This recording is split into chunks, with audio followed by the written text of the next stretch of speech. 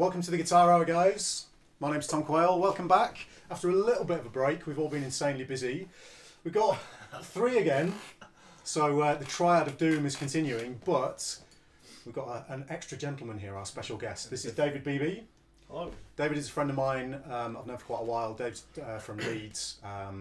Also did the jazz degree at Leeds College of Music, or well, was it the jazz degree or was it the BMUS? It was the BMUS. The BMUS degree. Okay, well, he'll tell you all about that later on. We'll introduce his history.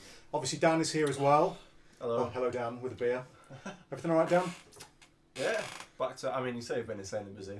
I've been. You've been on holiday. I've been off really. I've been on. I say band holidays. There's the way the band's run is there's 2 weeks in a year where there's no gigs booked. Only two. That's quite impressive. Yeah. So I mean, it's essentially run like any other sort of business really, which is good because you know exactly what's it's like more reliable money wise. But For sure. so I've been off, and the schools that I'm teaching have obviously been off as well. So Right. that's been. So you've just started back this week doing. Yeah, gigs? first gig last night actually. And you were telling me that it was quite sort of daunting in a way. And well, was it daunting? Not daunting, but it was interesting going back and playing songs that you play every week. I mean, it's not the same set every week, it does get thrown around, but the same essential pool of songs. And then going back and really, I mean, any of them got sent out without checking with the songs because you don't want to, it's a ropey make sure first you still gig back. know them. Yeah, and I didn't because, just because I didn't. because you're an idiot. Yeah, because I'm a fool. Because I bought a PlayStation 4 and your recommendation. Yeah, no, so it's your fault if anything. Yeah, if anyone ever asks me if they should buy a games console, I'm going to say yes. Oh, yeah, exactly. Regardless of what how much practice you've done. So but to be honest, I said to myself I wanted to just do it like a week of not playing at all, and I know you've done this kind of thing before. I tried. We'll it's talk tough. about It's that tough to probably do, in a bit, but yeah, it was interesting not playing these songs for like 3 weeks and then coming back. Yeah, and there is a lot of muscle memory there, but there was times where it's like, shit, I'll just bit go. So you're mid-tune and you're thinking, oh man, I'm not sure if I know the next bit. It's sort of, yeah, sometimes, but it does come back to you. But at the same time, it makes you take chances that you wouldn't normally take because you get into that weird safe zone when it comes to playing the same kind of tunes because you don't want to, you need to respect the style and not, you can't just start 8-finger tapping in the middle. Well, we're gonna have a discussion later on about all three of us about this work-play balance in terms of what I called kind of I didn't actually call it this, but I've just thought of this now. Kind of enjoyable procrastination that's actually useful for your guitar playing, but not useful for your pocket, if you like. Yeah. So we'll talk about that later on. And then, Mr. Beebe, tell us a little bit about yourself, because some of the guys, maybe this is the first time they've sort of seen you. Yeah. You've lived in Leeds for quite a while now, haven't you? Tell us a little about the history of your playing, all that kind of thing. So, Leeds-based guitar player, doing the combo of teaching and gigging. Yep. And so I did the jazz and contemporary music degree at Leeds College of Music. Which is the one I was originally on. I switched to the jazz degree, Switched from it. And I kind of sort of blagged my way through it. I graduated, I didn't, embarrass myself or anything, but I didn't get it at the time. Yeah, I've heard that from a lot of people. Where I was doing jazz, and I kind of went to the college expecting to be something that it wasn't with the contemporary aspect.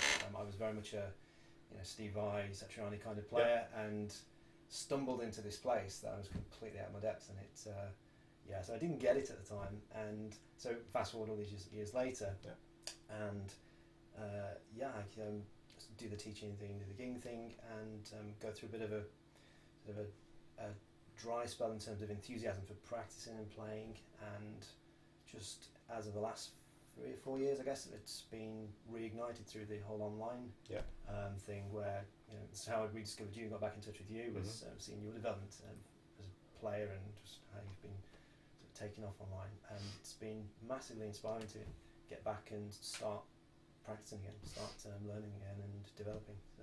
Yeah, I mean, now, if I remember rightly, I was in the year above you. I always get confused about this. Is that right? When did you start? 1999. Right. Woo. Okay, so I started 2000. Yeah. So there wasn't a year, but I think because did you do the 3-year? Yeah. So we graduated at. Hang on. No, wait a minute. You did 4 years. That's right. I did 3 years. So you graduated in 2002. Yes. And I graduated in 2004. Yes, that's right. Right. Yeah, because the BMUS had this extra year of something, wasn't it? Oh yeah, it was extra year or something. Yeah, well, it's like a lot of college things, you know. You have these expectations of what's going to happen, and then it doesn't necessarily fulfill your expectations. I've said to you today, actually, if I did, not that, I mean, I went to Salford doing was it popular music and recording, but the pathway I took was essentially popular music and performance, so I just did all the playing side of things. Right. You can either be on this side of the glass, you know, twiddling the knobs and like doing the recording side, or you could be on this side and be the guy that's, you know, sort of trying to be the session player kind of thing. I sort of did that. So if I say, I tell people it's popular music and performance really, because I know like dick all about recording. Fair enough. But saying that, it was still a good course. It's just, again, at the time, I don't think, because of the way universities work, I think it's quite hard to take everything in that they're actually giving you, especially the playing stuff, because you're too busy doing like research and writing essays and stuff, and like jumping through the other hoops to get the degree. Yeah. And the playing side of thing, if you've got quite a natural sort of talent, or not natural talent sounds like I'm being like arrogant, but I don't mean it like that. I mean, if you're already a bit of a player and you've already invested in that, then you can kind of blag your way through that side of things. Yeah. Because you've already put time in, whereas the other stuff you have to actually work out, and that's what ends up taking the time. And I said if I could do it again, I might maybe try the lead thing. Or yeah, I noticed when I was there were a couple of older guys who were more mature, sort of mentally, if you like, and they definitely made more of it because they, as you would when you were a bit older, you know, they didn't live with people who had like actually no, better not. We didn't, you know, we all lived like students basically, so we were all. Just crisp packets on plates all over. Yeah, so well, that's the least of it. So, you know, all the stuff that students do. But because, I mean, from my perspective, I was massively into it anyway. And my first 2 years were pretty much a waste of time. I didn't really properly, like, the first couple of years, because I had to do a foundation year, because on paper, they thought I might struggle with the academic side, just because I didn't finish out college. I don't know why I'm smiling at that. That's not... Oh, well smart. Nice one, Dan. Yeah, so I had to do this extra foundation year, and it was just, the stuff that they were teaching you, it was just like, and the way they were teaching it as well, it was things like, they were teaching like triads and stuff, and modes and things like that. But they were teaching it in a really weird way, things like counting semitones and stuff. Right. And it just becomes this weird, like, maths puzzle then, and it's like, I remember being in a lesson and he was trying to explain like I don't know, like a Dorian mode or something, and he was like getting really sort of muddled about how I was explaining it and like jumping on the piano, and he wasn't a piano player. And I said, well, why don't you just write the key signature for whatever key it's in? Well, you said this. Yeah, and then just write it from there to there. Down perks up.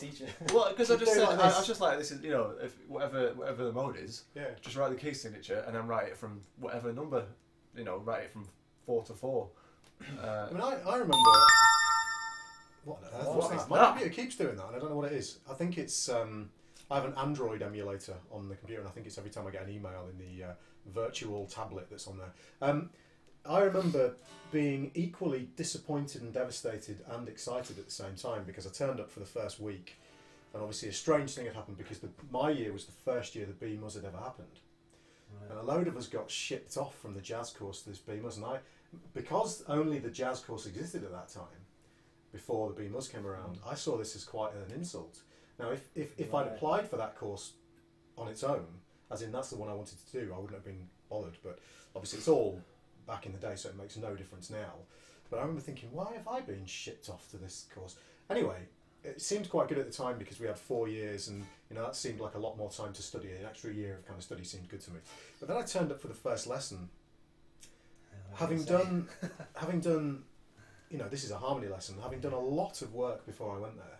I knew chord construction, I knew lots of scales. I didn't know how to use them or anything, but I knew their construction, so on and so forth. I'd done my grade 8 classical theory, so the grade 5 really is the important one, but the grade 8, I've done my grade 8 as well. And I sat there, and they were teaching us how to construct major and minor triads. And I thought, this is a university level music course, and they're like, that's... And for me, it was because there were a load of guys that got in through what we call, in the UK, we have this system called clearing, right, which is basically anybody who didn't get the results that they're required to get on the course they wanted can get onto another course by using this clearing system. Because essentially, if it makes the everyone that gets in has got in and there's still spaces left, it's like so they make the places up by clearing. Yeah. So there were guys there who didn't even know what they knew how to play a major triad. They didn't know what it was or how it was constructed, so we were playing catch up. But equally, it was amazing because I was surrounded by incredible players. Like a player that comes to mind who you all know is Sam Dunn, who you guys may have seen. Sam is kind of posting more videos now. Some weird stuff. Well, that's Gary and Sam. But yes. What's Gary? Yeah, well, we'll have to get Gary on the stream at some point, on and Sam. We'll have to get them both on the stream, although it'll be complete carnage, especially if Gary comes in his mask. If you said, what the hell? But someone like Sam, who was already a very well-formed jazz guitar player, Sam had a load of bebop vocabulary. I mean, you obviously you'd seen him play around that time, but you didn't know that. No. Sam is ridiculous now, but was fairly ridiculous when I was in my first year. Yeah. You know, not fairly, he was ridiculous. So seeing a guy like that play, who was around the same age as me, you need guys like that. Was amazing. It's like that sort of peer pressure thing. Cause, yeah. I mean, Salford was good, but it wasn't like everyone was really hungry. There was a lot of people there that wanted to do the recording thing, which is fine. It's just, it would have been nice to have like, if you go to somewhere. Were you not tempted to become DJ Smith? DJ Smithers. Yeah, I think if there was like a real like vibe of guys that are really trying to push it, I think it's going to go one of two ways. Either you're going to get crushed by it and be like, oh, fucking hell, absolutely, yeah. Or you're going to sort of get dragged up. And while there were some good players, and the ones that I'm thinking of are still gigging now, which is like really nice. But there's quite a lot that have gone on to do other things and stuff like that. And of course, there's a lot of people that have gone on to like media stuff through like sound recording. It was more. I would say it's more recording heavy than player heavy, I reckon. Yeah, I mean, sound insulting if anyone went to Salford is watching this. You don't think of it like this at the time, but if there's 40, 50 people on a course, there's only a certain percentage, usually a fairly small percentage, that will go on and actually do music as a full-time Scott career. Divine ended up on like last year. Just like dropped in, yeah. Ended up on what? That's what I was on my last. I think it was my. Oh, okay, right. To finish the degree. Yeah, he just essentially just got like chucked in on last year. So did you know Scott then? I just. You knew of him? Yeah, he just sort of turned up and I was like, oh, who's this guy? I didn't really know anything about him. I heard him play, and then I saw him play at one of his performances. For those who don't know, Scott Divine is a fantastic bass player from, or lives in Leeds. I don't know where he's from. Up, I forget the name of the place. Northwest coast of the UK. It's not Hull, is it? No. Where's he from? Cumbria Ways? Yeah, it's where overwater basses are made. I forget the name of it. I've just got brain failure. Fantastic bass. He runs scotsbasslessons.com, which is, I would say, the biggest bass tuition site on the internet now. It is now, probably, yeah. It's hundreds of thousands of bass players use that site. So if you're into bass, go to scotsbasslessons.com. He's just a fantastic teacher, amazing teacher. But yeah, I mean, I can count on, I wouldn't say one hand, on two hands, the guys in my year, especially the guitar players. I can probably count on one hand, right, who actually ended up doing this as a full-time career and making, having it so that they can do it as a job that supports themselves, if you like. Yeah. I don't know why that is. That's just the way it goes. But it's interesting how when you're in the middle of the degree and you've got all these kind of essays and stuff to do and you don't really make the most of it, or I didn't anyway. In my third year I definitely did. I practiced, excuse the French, a shitload in my third year. I practiced loads because I had the tuition that I really wanted. I really got into it, and I had a friend of mine as well, who you know as well, very great guitar player called Tam de Villiers, who helped me with just some harmony stuff that I hadn't been taught. And don't get me wrong, Leeds College of Music is very, very good. It was a really good experience. Yeah. Do not want to bash Leeds College of Music at all. It was great. I would say it's definitely like my fault to a certain extent. That I definitely I mean, there's definitely aspects of it where I could have done more out of it. But it was a strange amalgamation of like you had this, as you say, in the first year of harmony was all really quite basic level, but then and you're hungry for you're like more stuff. And then the application, I don't know, I never really got how to apply it. So like I did my grade 8 sort of grades in theory, and so it was on the one level my knowledge and harmony in theory was really good, but my application of it on the guitar was really, really poor, and it took me a long time, well after I'm still obviously working now on it, to put it into practice. Well, I mean, when I look back now, thinking about nobody up until so we learned about 2-5-1s, for instance, obviously in a harmony context. We had some good classes in the third year with Pete, Pete would take us through the diatonic chord structures and scales, so the modes that fitted with the major scale, the melodic minor scale, and the harmonic minor scale, but there wasn't much application of it. But up until my third year, believe it or not, nobody had explained the difference to me harmonically between a major 2-5-1 and a minor. It's the same. I had no idea that the major 2-5-1 was essentially all major scale harmony, and the minor 2-5-1 was essentially melodic minor harmony. I just had no idea. And the application of particular melodic minor scales, I'd probably read books about the melodic minor, but certainly I've not. One of the books, and we talked about this when David was in Spain with me for Guitar Retreat Spain, and we talked a bit about various different things. And one of the books that came up a lot was Mark Levine's Jazz Theory book. Jazz Theory book, yeah. The best book on jazz theory ever. And I wish I don't know when it came out. Do you? No, but it was definitely from the first year. Was said I think it was even required recommended you get it. See, no one told us that. I don't know why you had that information, but we didn't. I wish someone had told me. That year later, got that first year. Go and get this. Maybe because we complained. I don't know. Certainly, that when I found that book and read it from cover to cover about 15 times, I did the classic thing. I went straight to the end for the juicy bits, and then realised that it was all juicy information. It was just brilliant book. It's really good. Yeah, I've got that. Essentially, that's what saved me to an extent. Yeah.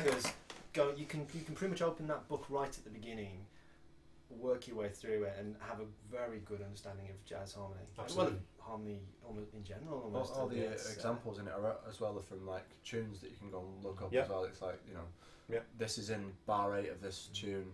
This guy plays this, and it's you can.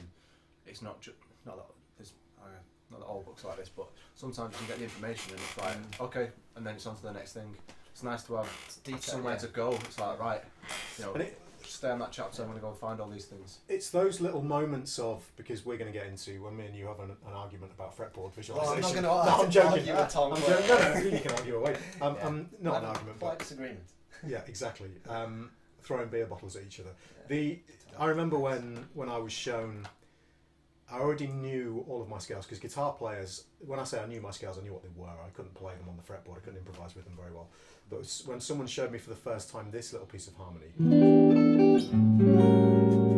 diminished scale harmony, and suddenly I had an application for that sound, and I must have sat for weeks just doing that, and not very successfully doing it, but just the fact that I knew what it was. And it's an interesting thing that you can go through 2 or 3 years of education, and educating people how to play jazz is very, very, very difficult, I think. When I teach this stuff, I really have to think very, very hard about not just jazz harmony, so I'm not necessarily playing jazz per se, but obviously fusion is very popular now. People are really into fusion. You have to learn jazz harmony. Trying to teach jazz harmony and how to improvise using jazz harmony, it's really, really difficult. And I can sort of understand how you could get to the stage when you've got 40 or 50 students all trying to do the same thing, where somebody has completely missed this piece of harmony. No one ever taught me. Tam taught me that. No one at college taught me that kind of idea. Because I think these days it's much better. I know I've had a few students who've attended Leeds College of Music or any jazz degree recently, and they seem to have a lot of this harmony down in here. Not necessarily under their fingers, because that takes a lot longer, but they seem to have a lot of it down in their mind, whereas I didn't have that. I graduated from college knowing a lot of this stuff, but only in my last year. Yeah, same here. I ended up having a lesson with Mike Walker, actually. Oh, yes. And he just said, it was kind of, again, and I think with some of these sort of eureka moments, if you like, it's not necessarily, they're not from the outside you can look at it and go, of course that's what it is. Of course that's what I needed to do. But at the time, you might have so much information going on that you don't really know where to go. And he just showed me the thing of taking a standard and playing the scales and arpeggios, arpeggios and then scales. So and then doing that combined with the interval thing and fretboard limitation, massively opened things up, because I kind of knew all this stuff, but I couldn't really. And I'm still doing it now, but I couldn't really sort of use any of it. And it takes ages. Like, Sounds you know, You're sort of very neatly linking into our next topic. Is that intentional? I don't even know what's the next topic. Well, we're going to talk about fretboard. Oh, right. Like the different Then of slight course. differences. Yeah. Before we do, again, a lot of questions about the retreat thing. Is it happening next year? Yes. So Guitar Retreat Spain is happening next year. I would imagine a little bit earlier than this year, because as you'll attest to, it was obscenely warm. It was 40 plus. It was 43 degrees at some point. It was and humid as hell. The guitars, by you guys will have experienced this, by about the second day, if you run your finger along the strings, they would. It's unbelievable. And on the last day, I had my high F string, because mine's an F string, spontaneously explode. Well, not explode, but it just snapped. I didn't even play it; it just gave up. So it's a bit warm in July. We'll probably do it in early July or late June. But there is also, if anybody is looking for a last-minute holiday involving guitar, in October, at the beginning of October, so the first week of October, we're running the Guitar Retreat Spain again in the same place. We've got one space left. So if you check out www, which is the hardest thing in the world to say, Guitar Retreat Spain. Okay, make sure you get the right number of R's in there. Guitar Retreat Spain .com. You can check out the details on there, and the course is basically it's good, isn't it? Not the course itself. I'm not saying the course is like the week is good. the whole thing. I'll say it really is fantastic. So the place is beautiful. Say incredible weather. It should be perhaps even a bit nicer in October because it's just taken the edge off of it. Yeah. And you will just hang out, play guitar, learn Tom, and it really is a fantastic way to spend a week. And in fact, so somebody book that last place quickly, otherwise I'll beg my wife to let me go again, and I'll be going again. And he'll be in big trouble. So, and because it's in the middle of nowhere. Yeah. And there's only so much pool time that you can stand. So book it.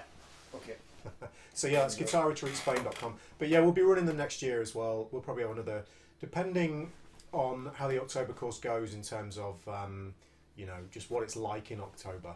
I'm thinking it's probably going to be even nicer because, as Dave says, it's going to be a little bit cooler. But we'll probably run 2 again next year, so we'll see how that goes. But definitely the June/early July course. So if you keep your eyes on guitarretreatspain.com, you'll be able to see the dates for that. And also, if you go on there, it gives you a description of what is the material that's taught on the course as well. Although it's always tailored depending on who's coming. So this October we've got some fusion guys. So I think they're all pretty much pro players, just like Mr. Beebe is. So we got a really good set of guys coming in October, so that's going to be fun. Anyway, let's segue into our argument stroke polite debate of choice. Yeah. Because I don't know how long, we've been talking about this for a while now.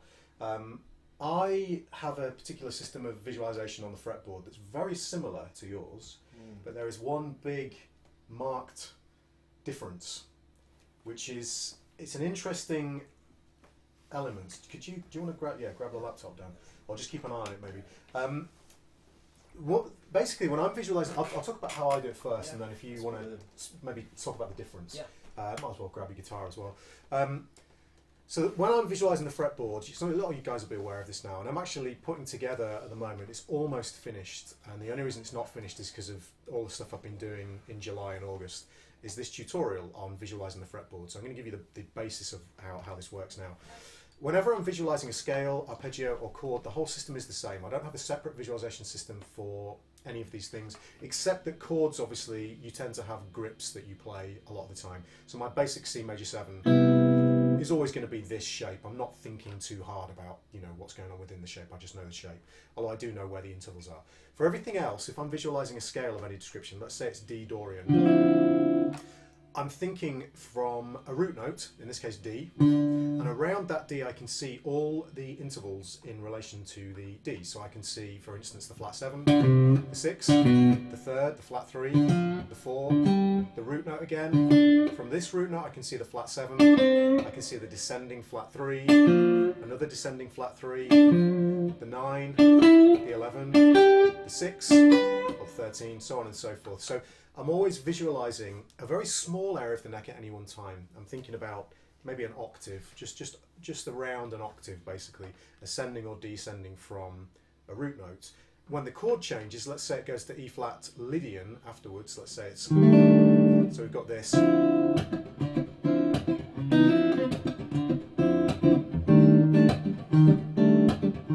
As soon as we get to the E flat Lydian, I look for the nearest E flat, so it might be here for instance, and then I can see the sharp 4 descending, the 5, the 7, the 9, the 3, I can see the 5, the sharp 4, I can see the 7th descending. The key thing, and this is where Mr. Beebe's going to come in, is that I'm thinking only intervals. The only note name that I think about is the root note. I know that if I'm playing E flat Lydian that the third is a G, but the fact that it's a G never enters my mind, and this is what we've been talking about. We've not been debating it at all.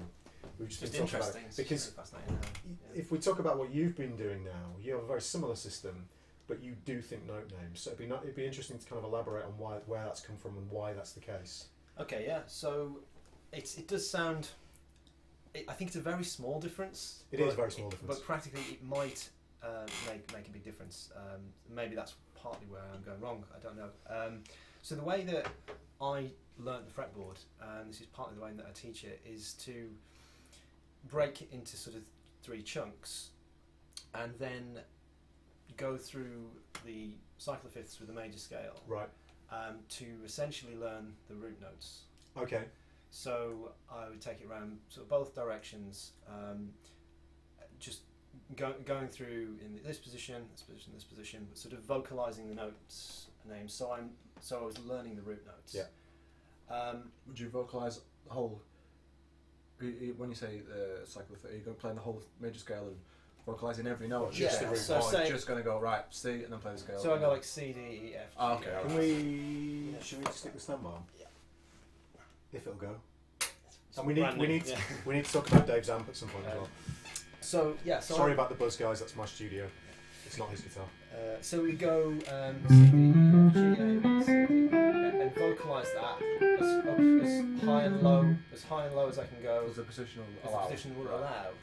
Clock round on the cycle, and then just change F sharp. So then I make a mental note that is then F sharp. So one note has changed. So you're. And then what? So you're not finding the next root note for the next scale. You're just essentially changing the key signature. Yeah. So it's kind of not really good for your hearing, but in some ways that's good because you're not getting that biased root note all the time. Yeah. Right. So it's a separate exercise to hearing what a modal and the scale sounds like. This is really just a visualization. So I'm learning the root notes because this is where I think the similarity comes in. Is that when I've got then the root notes in this position, I can then use those to start to visualize the intervals. Yeah.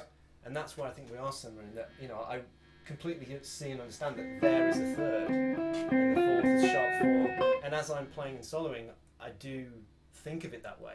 But one of the interesting things about your method, I think, that I'm not quite perhaps still clear on, and this is where I don't know whether I'm doing this right away or this not. is where it's all going to fall down and my method's going to not work anymore. No, it's all going to be a disaster. But how do you get the beginner students, and this is because I spend a lot of time teaching beginners to intermediate students, how do you get the beginner students to know the root names like that? Because one of the the benefits to doing the sort of going around the cycle, vocalising them, is that you sort of kill 2 birds with 1 stone. First of all, you learn all the 12 major scales, and you learn where those root notes are very solidly. You see, this is the thing. The last time I taught anybody who didn't know the root notes all over the fretboard was a long time ago. So it's not something I've even thought about, because generally people who are wanting to visualise the fretboard to the level where they're playing over changes already know where all the root notes are. Yeah. So in terms of thinking about where those root notes are, if you had to teach that, then I can't think of a much better system, unless somebody just matter of fact sat there and on one string worked out. Say for instance, the classic cliched thing of, teach them what all the notes on the dots are, and then if they know their chromatic scale, then they can work out what the ones in between are. Given enough time, they'll just know them. That's kind of your method is more systematic in its approach, in that it is a systematic way of learning. When you go from C major to G major, there's an F sharp in there. Yeah. And so they will learn very quickly, because of the difference visually that an F sharp is in that particular place. And you have to know, it's a very important piece of information to know all 12 major scales anyway, because that's how you manipulate all the scales. Yes, absolutely. So my So my viewpoint. So I don't know where the difference is. It's not necessarily a difference. It's whether you keep thinking that way later down the line, or whether you go. You see, my personal viewpoint on this is, for a guitar player, to always be thinking note names is less efficient than to only be thinking intervals. Yeah. If you're actually processing them as note names. This is the thing. And you're not sure whether you are. And this is where I'm not sure whether I am doing this one or not. So I thought this might happen. Yeah. So this is why I'm sort of trying to pick your brain so much about how you do it. So because you very much look at a shape, a physical shape, say for a third or a sharp four. Only. I mean, yeah. So it's interesting that you said about the method you use for teaching the cycle of fifths through the major scales, and looking at the differences that happen is not an oral exercise. Okay, initially, it doesn't teach you this. It's not good for your ears. It doesn't teach you. I mean, the sound of the major scale is very easy to hear anyway, but it's not an oral exercise. It's very much a visual exercise. Well, so is this initially. So, an interesting thing happens if like I was telling Dan earlier on. So the way I teach this stuff now, if you've got like line bass playing or playing through changes, is I'm like, I think this is the way I said it to you earlier on, I'm like one of those annoying French teachers that only talks in French during your lessons. So you're never getting any English. So you really have to work really hard in order to get on board, to comprehend what's going on. But because of that, you are working much harder. So you're supposedly, the idea is you're learning French more easily.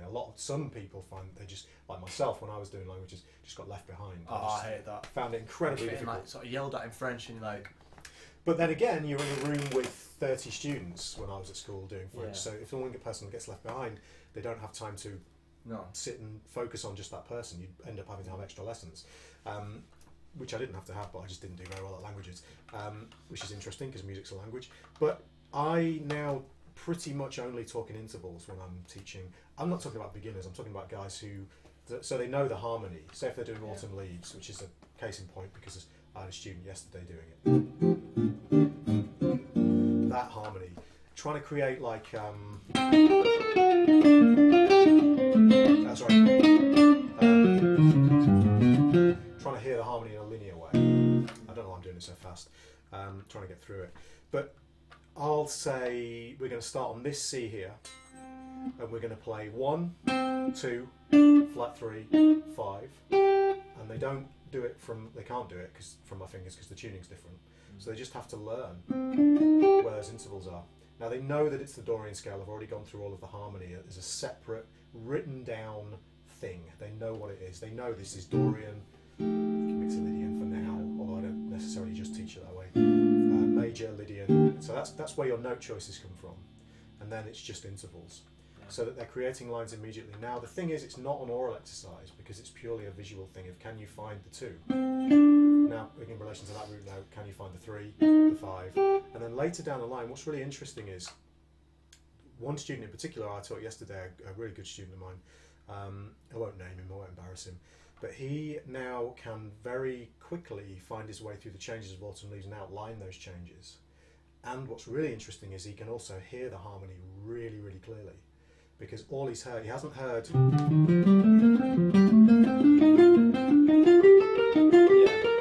All he's heard all day. Does he already have the root notes? Yes. Solid then. Yes. So again, sort of. Well, yes and no. Yeah. Yes, he does have the root notes solid because if he needs to know where an A is, he can go. Yeah. Now I'm okay with that for now because I'm of the opinion that eventually I did it that way. Eventually, this doesn't have to think. You don't have to think about that anymore. It's a little bit like, and maybe this is going slightly off topic from our little discussion, but it's a little bit like, I was talking to you earlier about the video tutorial that I've been watching. The Lager Lager one, yeah. Lager, yeah. And this whole thing that's really alien to me are thinking about, right, if you play this chord up a minor third from the root note of the chord that you're on, and immediately alarm bells are ringing in my brain going, I can't think like that. Yeah. But I'm sort of now of the opinion that if you do enough of it, just, say for instance, so one of the examples was playing a B flat major 9 with E in the bass. Locrian. I'm looking at you like that's really obvious, it isn't, is it? There we go. This is click, Locrian. click. Sorry. But his very pretty version. Now, at the moment, you know, often you'll have to think, okay, well, I'm going up to the flat 5 and playing a B flat major 9. Okay, that's fine. Eventually, it's just going to become one thing. Yeah. And that unification of those two things that are very separate at the moment it takes a long time to get to. But I think one of the things I'm coming around to is the idea that time it takes to have that unification is actually, I didn't realise, but I've been doing it for years. So probably you're the same. The way you learn to comp, especially from the Steve Kahn book, is you would take a shape, say for me this shape, and I knew that if I put F in the bass it was an F minor 9, if I put B flat in the bass it was a B13 sus4, or B7 sus4, or B13 sus4, so on and so forth. So I would learn that this is quite useful in a few different scenarios. And if previously what I'd have to do is I'd have to think, oh god, right, so there's the root note, go up a minor third and play the chord. Okay, there we go. Now it's just one unified thing. Okay. I'm not sure where that's going in terms of the root note issue, but I just find that whole thing quite interesting because for a while I was very anti that two-step process. Yeah. You know, going up. I still am if it's scale based. Oh, in terms of like not thinking of the roots for the. Yes. Yeah, because in that sense we're absolutely exactly the same. You think from the root note of the chord. You manipulate the major scale to, or whatever scale the minor might be, to and the intervals of it. Yeah. So let's try and be as clear as we can on this. So when you're improvising over, we'll use the example of 26-2. I won't make you play it, don't worry. Although I've heard him play it and he can really play it. First two chords, F major 7 to A flat 7. Obviously you're thinking intervallically, but as you're playing, you're thinking note names as well. Are you thinking note names in your mind? Are they reeling off? Because you're obviously, you're like a lot of guitar players, same as me. When you see F major 7, you can see all of these little shapes. But are you also thinking, if you play melodically, are you thinking note names? I think I am thinking note names still. Yeah. Right. Okay. But I'm still aware at the same time what the interval is. So here's kind of like the opposite way around to how, I mean, I'm pretty much the same camp as you. Like, I'm thinking intervallically, but I know what the note names are. Yeah. But I'm not necessarily thinking that way. It sounds like your balance is like that way around. Sorry. No, I was just going to say, this is what I'm trying to get to the crux of. So, as you're improvising, obviously not this kind of. You don't think that's just based on. It's a different part of the brain that processes that kind of double time information. Yeah. But if you're going to play a line over the F major 7, okay, right, yeah, then it would be much more thinking of how that interval is going to work against the chord. Okay. And are you consciously, is a note name flagging up in your mind? The note name still is there. It still is definitely there, yeah. So it's equally there as much as the interval? Yeah. Okay, that's interesting. Because I definitely don't do that. I just switch off the note part of my brain when I'm improvising. Apart from the root note. The same. Pretty much, yeah. It just seemed like it was... extraneous? For just much more instant for me to kind of get that. It's like things like if you... Because for me the interval thing, when it comes to... sort of like harmony and stuff like that, is if you understand harmony and you understand the interval thing, is you can get to a stage where even if you don't necessarily know what scale to use over whatever chord, if you know what's in the chord and you know your intervals, then you can get yourself out of trouble, even if it was like some weird chord that, you know, is sort of no one's ever really going to use, it's completely made up. And it's that thing of knowing the relationship between, say, that and that's a very, very small thing, but that's quite powerful to know that you've got a root and a minor third from there, and then from there, of course, it extends further than that. Then you go further and further and further. As soon as it's incredibly powerful in that if you know that as well, and then you can now play. Given the tuning is also an issue because of the standard tuning being a pain in the arse. Well, I mean that in a way, if you wanted a bridging system that would allow you, let's say you were a completely isolated player, you'd never read any books or anything, and you were intellectual enough to have come across the idea that in order to improvise, you probably need to know, you can't just use big scale boxes. You know, you'd figured all that stuff out. You'd gone down the road of harmony or whatever, and then you sort of sat there and you thought, okay, well, this tuning's a problem because I can't see the intervals quickly enough when they cross over between the D and the B and the D and the E and the G and the B and the G and the E. Then note names would come in very useful for a while because you could find the interval by using the note names, if you see what I mean. Yeah, yeah. So if you were looking at a minor third in standard tuning, it would be. Is that a compound? Yeah, G to B flat. Yeah. Yeah. G to B. Yeah. Yeah. So for me, it's this, which is the same. Yeah. But for you, you could find it that way. Now the interesting thing is, as soon as I've found that, I'm switching that part of my brain off entirely, because I know this is a generic piece of information. That's now with the fourths tuning, I can really see that if I did it that way, then there wouldn't be any issue at all. But because of I guess your standard tuning, like Yeah.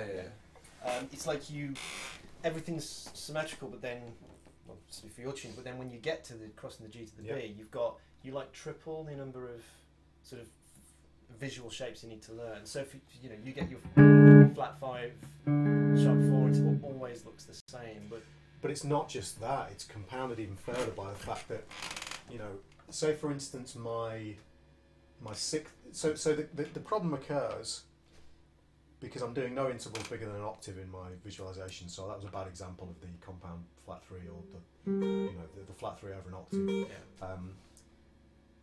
Between the D and the B string, the G and the B string, and then the G and the E string as well. So you've got 3 issues where the intervals will change, and it's a problem in terms of the visualization system. For my tutorial, when I've been writing out the intervals for standard tuning, there's like 3 times as many for every single, or maybe 4 times as many for every single interval shape. Now I still don't think it's a major problem, because 99.9% of guitar players playing that tuning. It just, if we forget this tuning, the system still works. It's just that this tuning makes it easier. Yeah. Well, I say to my students when trying to put across as to how hard this is, in that the guitar, you can imagine, is like having each string is a piano, and so each string is a piano, and they're all white notes. There are no black notes on a rosewood board, but you've got all the same, so it's colourblind, and then each piano, so imagine you've got 6 pianos laid out in front of you, and then each one is sort of displaced by the fourth, but then when you get to the second, you've got the third, which is displaced which is differently, and then back to the fourth again, and then it's like, right, go memorize all that and make music with it. It's such a difficult task to do that. If you think about a piano player, when they go to their first lesson, the very first lesson, by the end of that lesson they will know every single note on the keyboard, or second lesson, whereas so many guitar players, like decades into their career, like still going to be hazy around certain areas of the neck. It's such a challenge. I mean, this instrument, like any stringed instrument that you improvise on, is a cataloguing instrument. You have to catalogue hundreds and hundreds of shapes, and realistically there is no other way of visualising on the guitar unless you have very good ears. It's all about shapes. So it comes down to, I mean, I can't think of any other way of visualising the instrument. I mean, it has to be a shape of some description because of the abstract nature of the tuning and the abstract nature of a stringed instrument in general. So it all comes down to the efficiency of the shapes that you choose to play, and the efficiency of not just the shapes, but the efficiency of how you catalogue those shapes. What you've done is you've taken those, you've gone to you've reduced the complexity to the least, to the smallest possible bit, the thing you need to remember, and then with that tuning, that makes that so it's even better. So then the shape thing is not a problem. It's obviously a brilliant benefit to it. I think traditionally how a lot of electric guitar players, I don't know how did you do like the monopentatonic box shapes and 3-note per string scales and things like that? For a little bit, yeah, but not. See, I've never really kind of committed to either camp until recently, like the intro thing, which seems to kind of encompass all of them. I did like a bit of the 3-note per string thing, but only for trying to play like Shy Boy or something. And then I never really did the pentatonic box thing. Never really. I did for a bit. I can't remember them now. Never really thought that way. I worked them out, but I never went. Some people say, right, I'm in position 4 now. Never really done that. I would find that I would forget them as quick as I was memorising them, because there was no context really. Wasn't thinking of the names of the notes or what the intervals were. It was just like, well, here's a shape. And this is my major scale, and I need to remember that. Yeah. I think what I did do actually. I learned a major.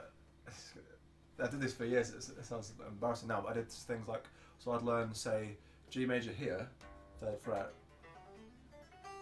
standard kind of, standard sort of position, and then I'd learn, so just where roll, that roll chord your is. volume up a little bit down, not too much, but yeah, that's it.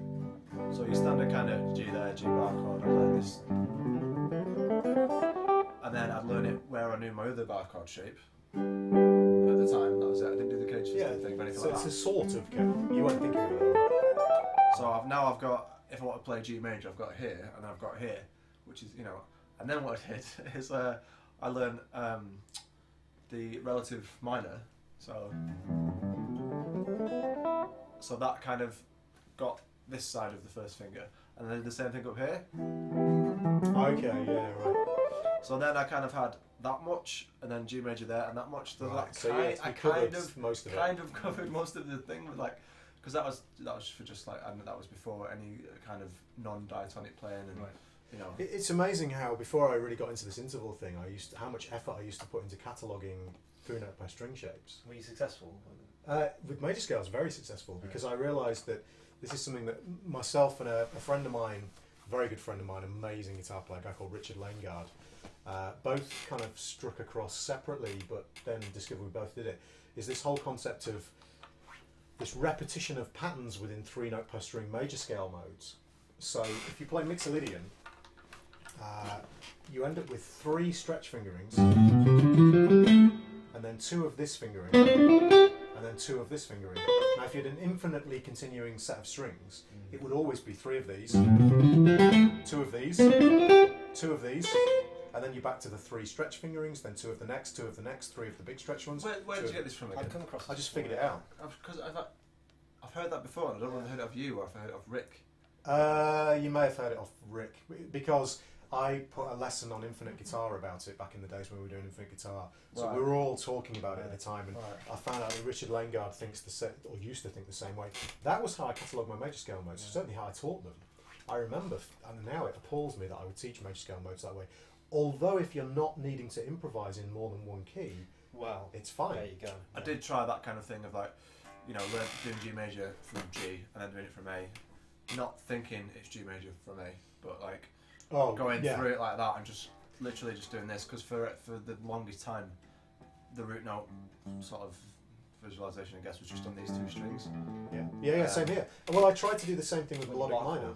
Yeah, exactly, just pretty much where all your chords, And this is where the effort came in. So that was a reasonable amount of effort, and I wrote it all out and figured it out, and it was fine. And bear in mind, this is after I'd left college. I was still thinking about these things because I didn't have a decent system of visualization because no one had taught me one. I tried to do the same with the melodic minor. So 3-note per string, I tried to figure out all the melodic minor modes, and there is no pattern that relates to. So my whole system of visualization fell down. So I memorised.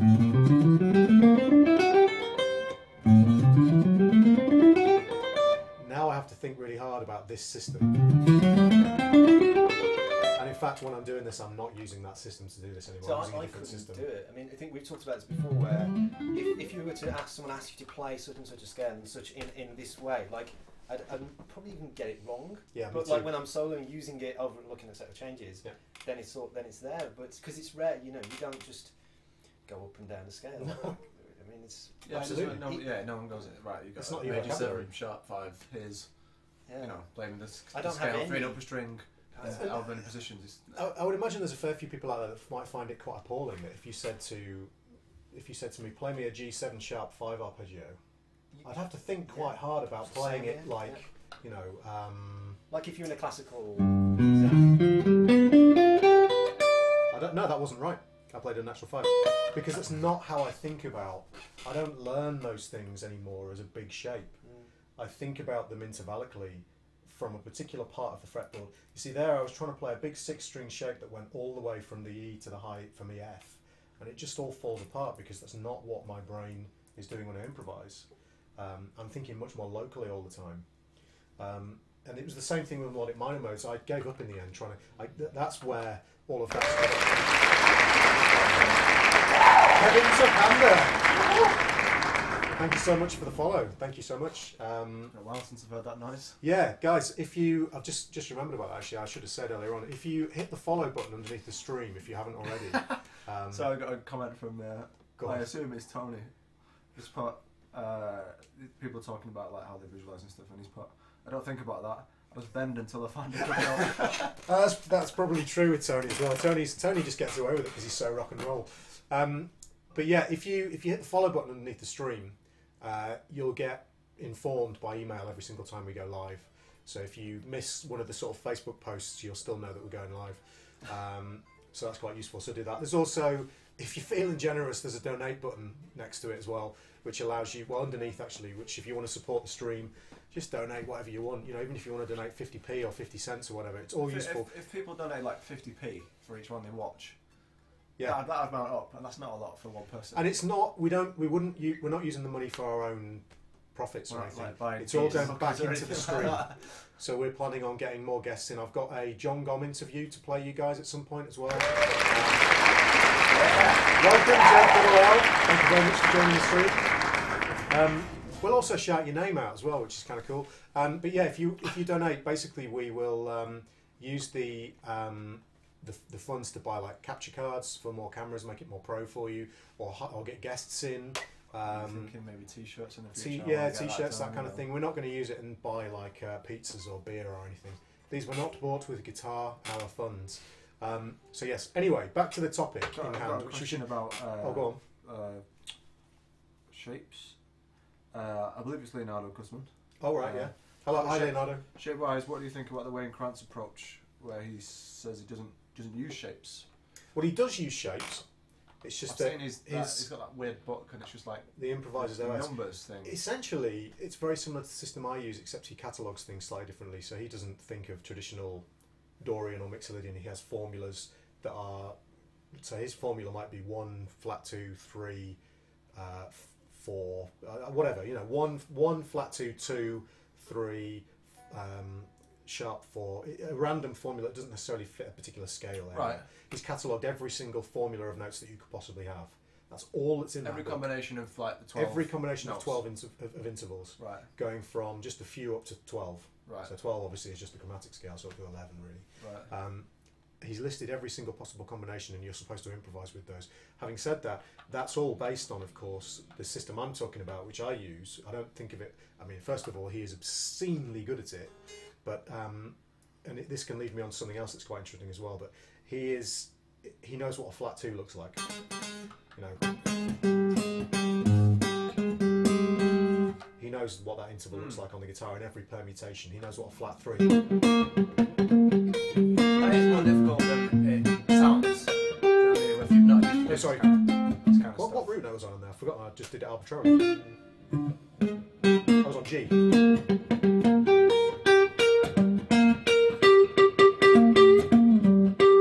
Yeah, that's not as easy as it seems to do that and make If you've music never done with this kind of stuff, for one, just finding the root note on every string really quick can be difficult, and then you start Again, I have branching out, you know. a sort of 3-hour tutorial coming out on this. It's huge. Someone else because asked about the that, concept is who is it? What else is going to be on it? Okay, so I think it's from Guitar Retreat. Hang on, I'll find it. What's going to be on the visualization package? I've been using the interval system along with 3 fingerings per scale approach. So is that the starting on the different 1, 2, 4? Yeah. So actually, that starting on. Will there be much more covered on top of that? Yeah. So the whole approach with the visualization tutorial is the first hour and a half is teaching you in standard tuning, because obviously there's no point doing it in fourths if you're not playing in fourths, although everything's written out in fourths as well. Teaching you all of the interval combinations and efficient ways of visualizing them. And then the big thing that's not included in any of the tutorials I've done so far is actually applying it to changes. So I'm set you know what that is? That's Cheryl. Hey! Hello Cheryl. Welcome to the stream. That's my partner Cheryl. I hope it is anyway, because that's their username. It's all about basically visualizing through a set of changes in the system. So I show you very specific. There's a set of changes up on the screen, my guitar, and I'm showing you exactly how I construct and use this system of intervals to play through changes. So very specific examples, all written out, all transcribed, and then on the video as well. So it's very in-depth as far as the changes-based playing. It's not just, here's a system for visualizing the fretboard, go away and do it. It's, here's a system for visualizing the fretboard, here's lots of examples of how I use it and how it's actually applied. and so that's the thing that's sort of unique about this particular tutorial. But it's all based around intervals. At no point within that tutorial do I ever play a scale or an arpeggio. I never go or. It's all about thinking about constructing lines that outline the chords in a very efficient manner. So it's a very, I think it's my best and biggest tutorial to date. But then I would think. Yeah, you would say that. I would say. So anyway, you guys can judge when it comes out. It should be out fairly soon, but I've had so much work to do for various different people that I haven't had a chance to finish it yet. It's an interesting concept, the visualising in terms of changes playing, because I've spoken to the girls in the band about like improvising and stuff, and they don't think about this kind of stuff at all. No. And I do not know how they're not guitar players for a start. No, I mean... Which actually, I'm not being facetious. That's actually it is a very guitar distinction. Yeah. It's very guitarist. I mean, it's like learning... It's like one of the instruments is clarinet, and it's not... I mean, it's not really... You can see the notes, but it's you not... don't have a shape. It's not a visual thing no shape like this between or a root and a piano flat three. And if the shape, it's like piano, the shape changes between a root and a flat three depending on what the key is. That doesn't happen on the guitar. Yeah. And trying to sort of... Welcome to the stream. So trying to explain that thought process of the interval thing and saying, well, I'm just thinking about if you sort of stack up enough chord tones, that essentially gives you the scale that you would use anyway. Yeah. Without thinking of a scale. Yeah. You go, right, these are the notes of the chord, and this is the extra shit I can put on top, and that together would make the scale if you played it in order. Yeah. But trying to explain that kind of thing to people that are essentially classically trained is just like a complete... It's like changing religion. It's like a complete other way of thinking that they just can't get into because they can already play really well, but to start thinking like that is like a massive... Yeah. Good news, mate. Welcome to the stream. But yeah, it's just like completely... you've got to sort of... It's like being an Olympic sprinter and then going back to crawling like a baby kind of thing. You've got to go all the way back and completely overhaul stuff, and you have to, there's a certain amount of pride involved in doing that. You know what I mean? Well, I actually did that to some extent, like you said, like coming out of college, and I wasn't visualising it at all in the way I should have been. And it was a case of I literally burnt it all down and sort of simply swallowed my pride and started again and relearned. Yeah. Like a way of visualising it. It's difficult to do, but massively important, and has definitely improved tons. The interval thing as well has been huge in like I've told you about this with the learning to play lap steel in the band. Oh yeah. And if you knowing what the intervals are, because essentially it's just one of the tunings is it's just a 6 chord. So if you know that note there is the 5th of the chord, and you know that so you go, right, well there's 4 there and there's a 6 there, and then if you know that that's the root note,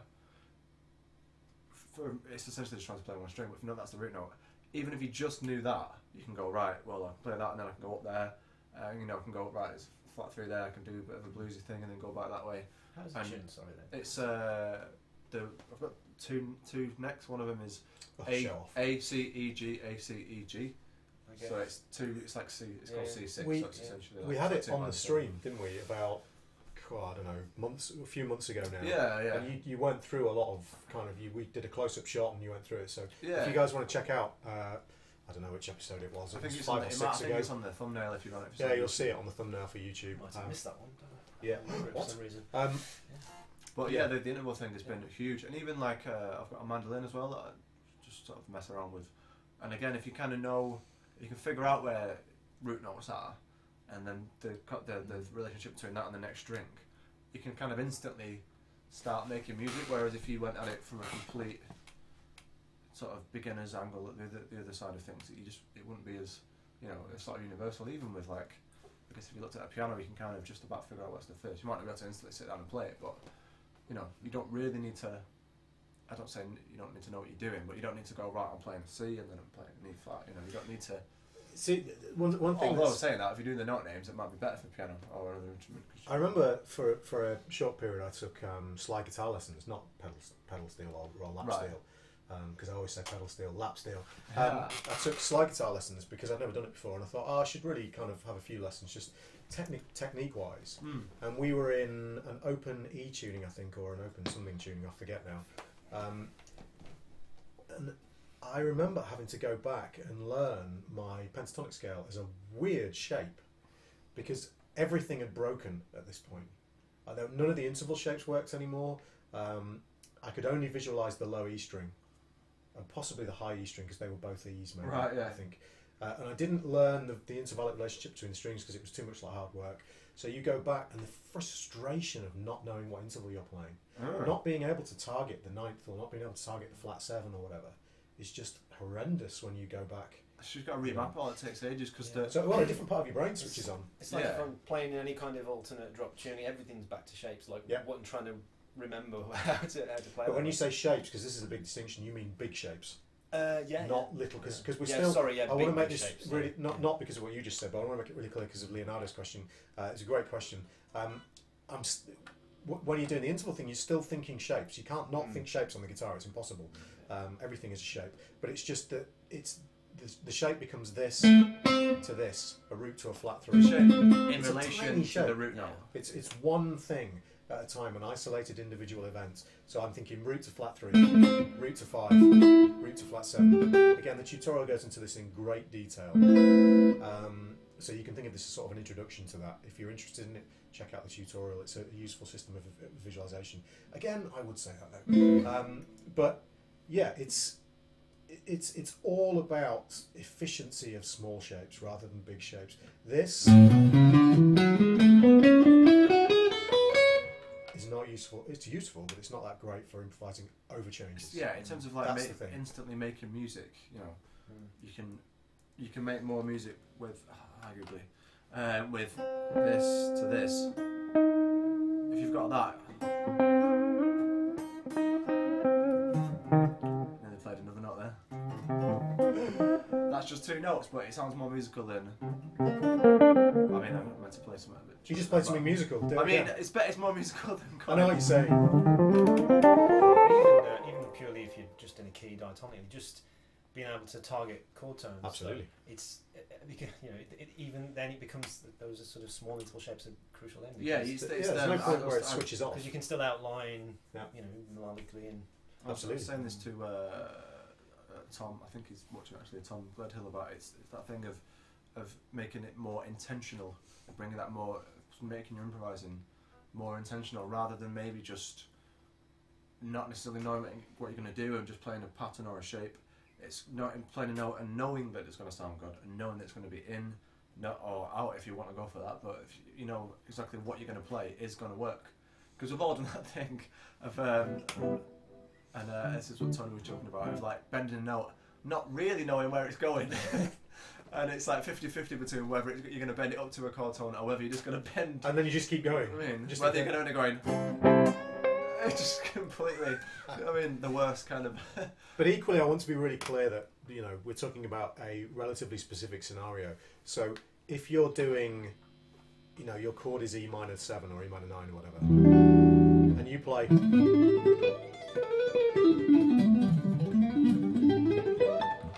I'm not thinking about every interval I'm playing there. That would be ridiculous to even suggest that to be the case.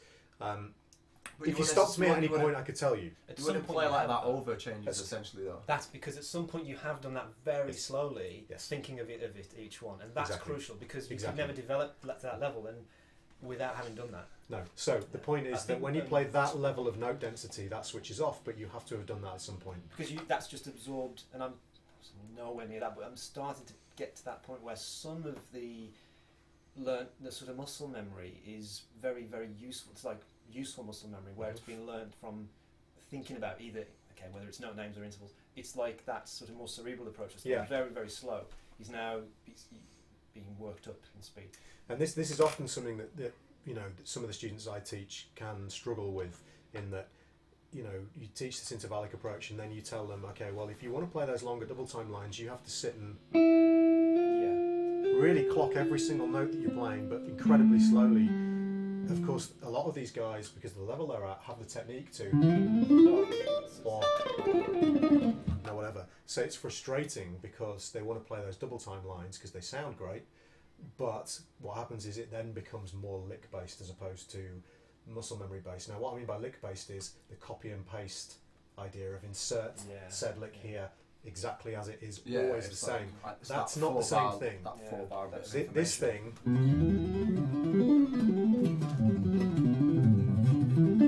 that's not it's muscle memory, but it's not a lick. It's there's control over the direction it goes in and the shape of the line and the intervallic structure of it. You cover that in Modern Legato Part 2. Is it very two, end or of is it. You go at through the end of and it? about the being very slow, just taking A Dorian and using Yes, exactly yes, the same that's right. technique throughout and be That's right. totally in control of the note choice. Yeah. Well, whatever you think about that. And that was something like what I did with just again part of burning everything to the ground and starting again. Like I was struggling massively with improvised technique. So I had quite a high level of pre-prepared sort of Steve Vai solos, things like that. Exactly. But I was never could improvise like that. And part of what was so fascinating doing, using your Modern Legato stuff was that I was okay. I've never done this before. Just forget everything. Just go from the beginning, and it really has sort of helped for the improvising at higher speed. But you've got to start so slow. And get it right. By the way, I have not hired David to talk about my tutorials, so I promise that's not the case. But yeah, I guess because we've gone for an hour and 10 minutes, we should probably start wrapping it up now. So, anything else you want to mention before? Anything that you're doing that they might be interested in? It's back to gigging, really. Yeah. Where are you playing? I mean, I don't know if anyone's watching who can actually go to any of these gigs. Gigging in York next week, and then Knaresborough. down south the week after. I am doing a gig near, I think near Jake Wilson's kind of hometown, but I don't want to tell him when I'm turning up. It's too late. I'm going to tell him now. Jake is just a fabulous guitar player, unbelievable guitar player. I don't know if do you know Jake Wilson? I don't know him. No. I know of him. Does he work with Jam Trap Central? Jam Traps, yeah. Does some stuff for the Amp Factory. There's a new video he's done for the Atomic something. What's it called? Amplifier or something. I don't know what it's called. It's ridiculous. I was too mesmerised by his playing to even think about the thing. It's ridiculous. He's an amazing player. All right, guys. So, have we got any questions before we finish? I promise we'll get back to doing licks and stuff as well at the end.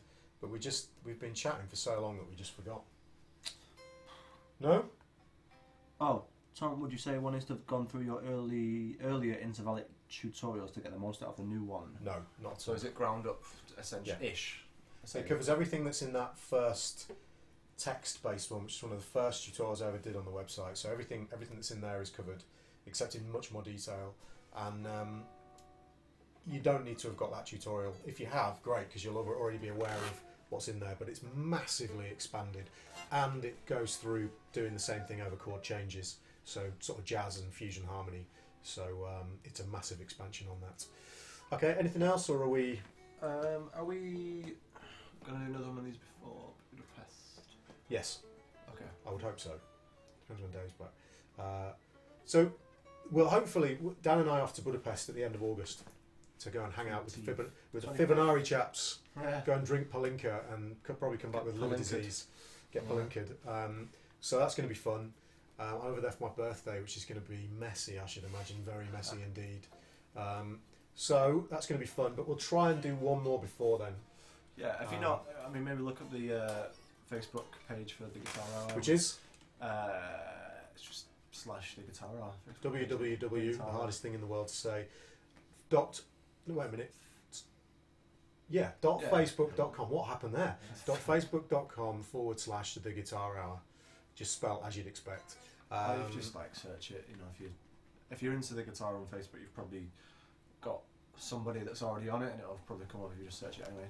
Just because we don't think that it's being shared as much when we try and put posts out, because we're putting a link in. So yeah, the only other thing I did want to mention is, interestingly, Dan, just before we finish, Dan bought the V4. No, hang on, I get confused here. What was the amp that you bought? The V40. Yes. Oh, I think Jake Double L is Jake Wilson. Is it? Jake Wilson, you're a genius. We love your playing. It's put where am I playing? So I'm playing at the Hideaway he knows where that is. He played there, I think, the other week. Make sure you check out Jake Wilson on Facebook and YouTube. The man's a beast, an absolute beast. Hi, Jake. So, yeah, you bought the V40. I've got brain failure. What's the name of the brand? Victory. Victory. Thank you. What's a brain failure? Victory V40. Yeah. Have you ever played Kingdom Rush on the iPad? Because it's like you should play it, but it's like it's like a tower defense thing, and one of the little guys on it just goes to victory every time you do it. And any time I hear the brand, I just hear that in my head. To victory. Anyway, Interestingly, Dave went down to Anderton's 2 days ago. Monday, I think it was. Monday. Yeah. And ended up buying the V30. Yeah.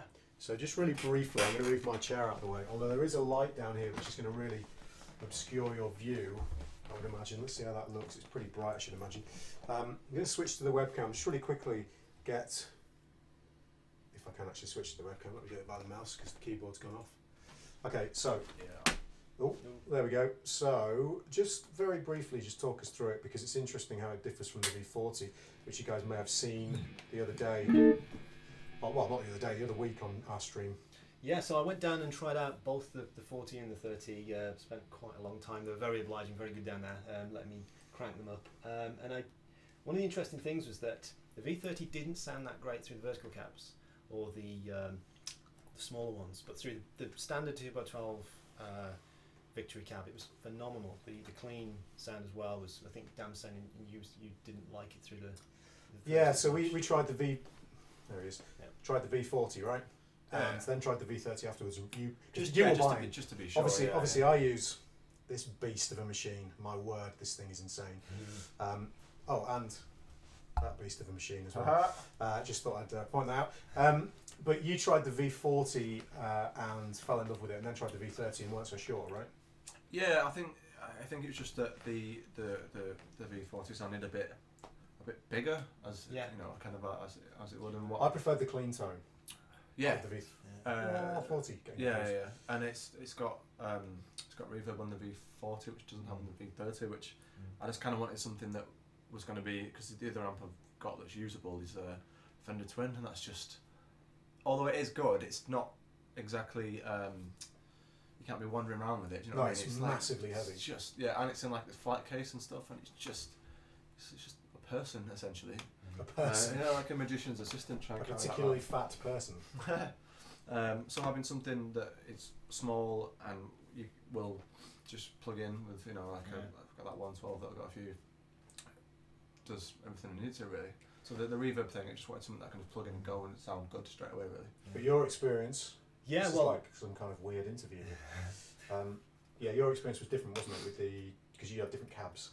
That's right, yeah. So I was trying the vertical cabs and absolutely the clean. I think overall the 40 does have a better clean, but what I needed it for was that the gain channel. I also have the Lionheart Laney thing, the smaller combo, and I've been crucifying that on gigs, like cranking it up because I've been without a loud amp for a while. So this thing's really perfect, really. As the clean channel goes up in volume, it does sound fantastic.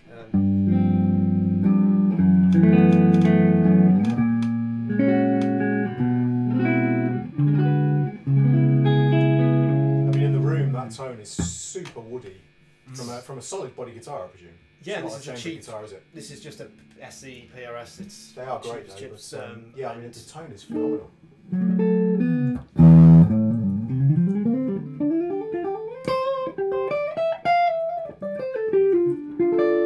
So, but the reason again it was for being able to have the second channel, which is maybe not too loud. We're running through a Port City 2x12 here.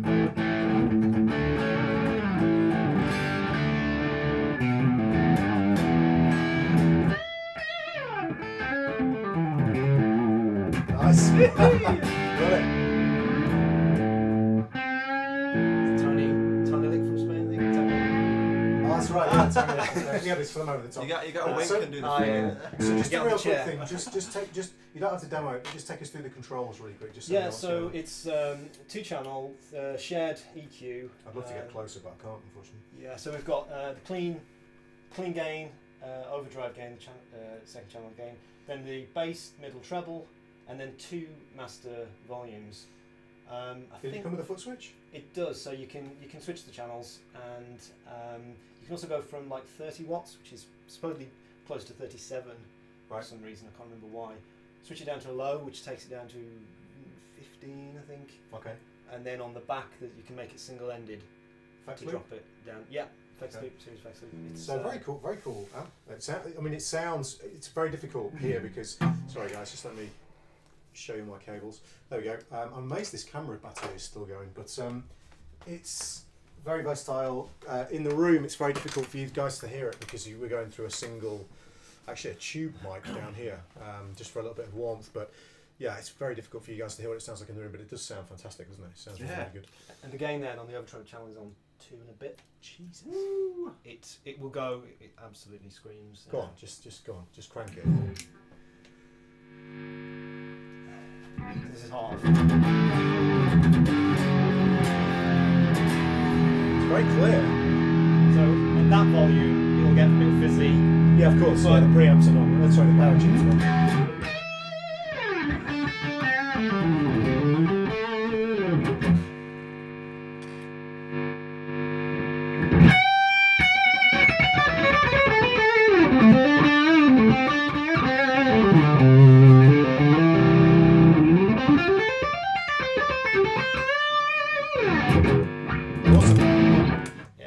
Sounds amazing. Sounds really good. Still like a good 20 minutes worth of 20 minutes. 20 minutes worth of gain. Yeah, well. which is and more. Actually, this thing sounds great as well. They make great. The PRS SEs are really good.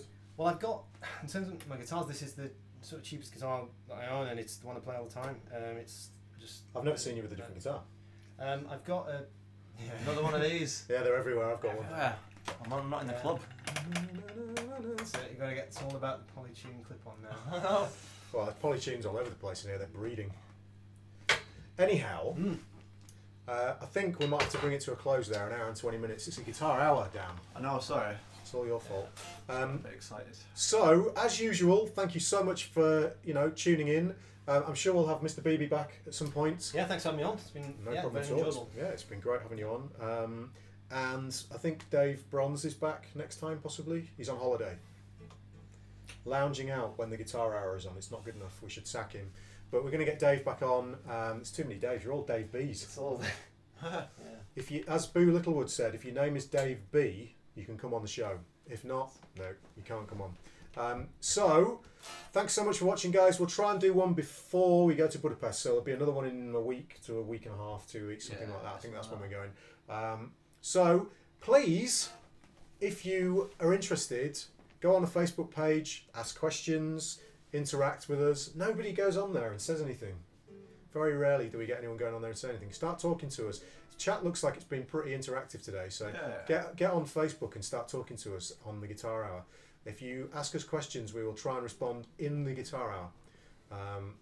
So please do that. Just don't ask like, how do I play jazz, or those kind of questions. Sensible questions about things about guitar, or kind of things that we can, interesting topics that we can talk about. All right, guys. Bangarang 91, you just got there in time. Thank you so much for joining the stream. Right, guys, we will see you next time. Thanks again. Bye bye.